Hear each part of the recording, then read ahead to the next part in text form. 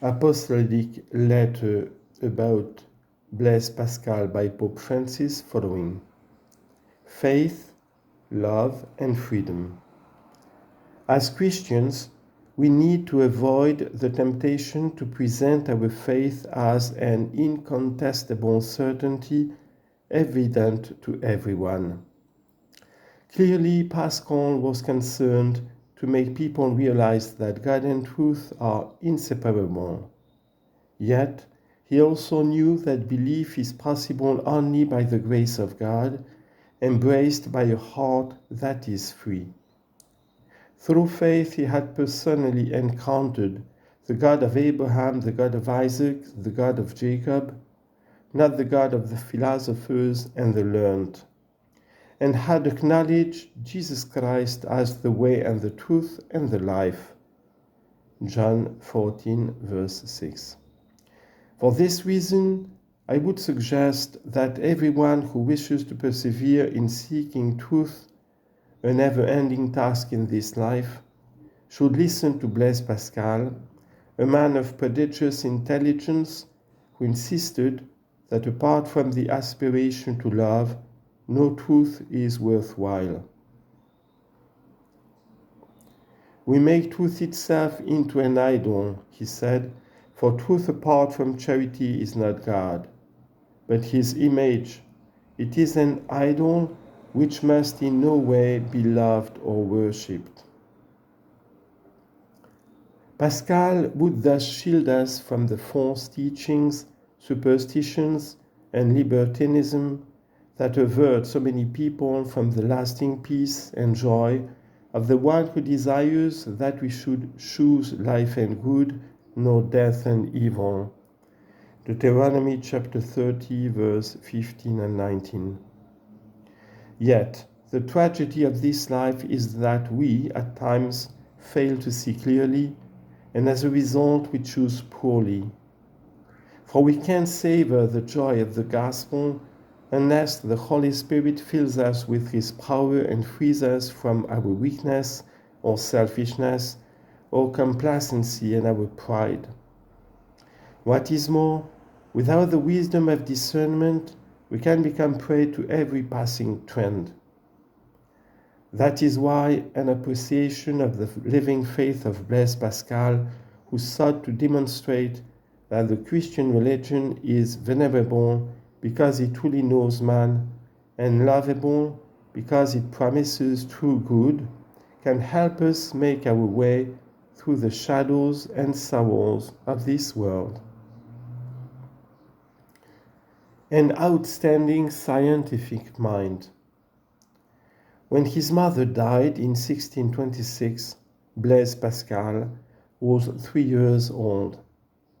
His father, Etienne, a well-known jurist was also renowned for his notable scientific gifts, particularly in the fields of mathematics and geometry. Choosing to provide personally for the education of his 3 children, Jacqueline, Blaise, and Gilberte, he moved to Paris in 1632. Very quickly, Blaise showed exceptional intelligence and persistence in seeking truth. His sister Gilberte tells us that from childhood he could only accept things that struck him as evidently true. As a result, when not provided with good reasons, he sought them himself. One day his father found Blaise studying geometry and suddenly realized that, without knowing that the same theorems could be found in books under other names, Blaise at age 12, entirely on his own, by drawing figures on the ground, had demonstrated the first 32 propositions of Euclid.